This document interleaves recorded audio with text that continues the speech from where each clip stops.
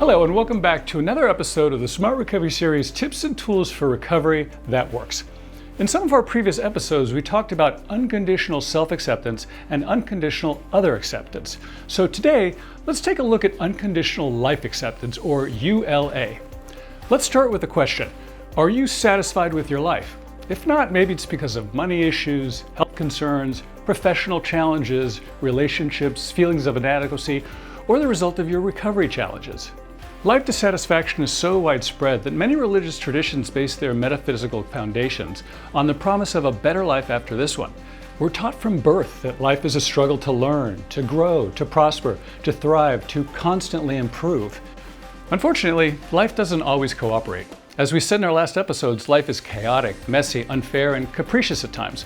We're all affected by large-scale forces like economic and political upheavals, natural disasters, pandemics.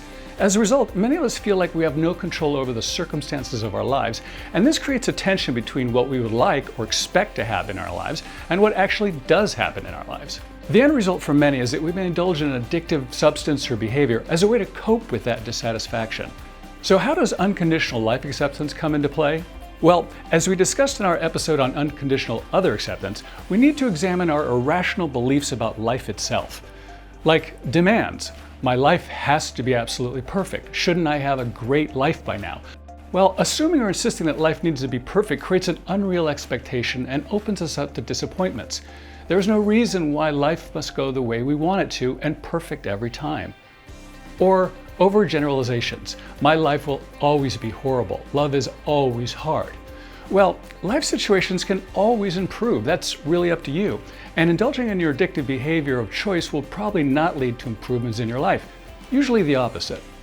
Remember frustration intolerance, as in I can't handle how terrible my life has become, I won't accept how terrible my life is? Well, the truth is you can handle your life. Everybody can. You're doing it right now. And lastly, let's not forget AWFUL-IZING, as in my life is so awful. Well, life is not necessarily pleasant, but it's never awful and it's nearly always bearable.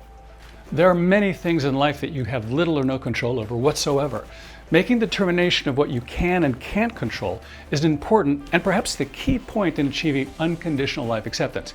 Either way, acting out or relapsing or tying yourself up in knots won't change those things you have no control over. Your own journey towards life acceptance may be long, difficult, and often painful. It takes practice, patience, persistence. It can sometimes seem impossible during the roughest of times. But at Smart Recovery, we feel that the journey is both well worth the effort and attainable by anyone. Always remember that you do have a choice on how you react to and feel about any given situation, however bad it might be for you.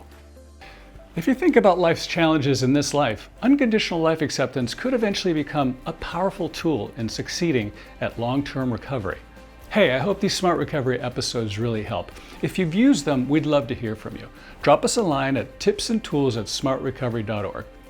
Thank you for joining us. Don't forget to like and subscribe to our YouTube channel, and stay tuned for our next episode of Smart Recovery's Tips and Tools for a Recovery That Works.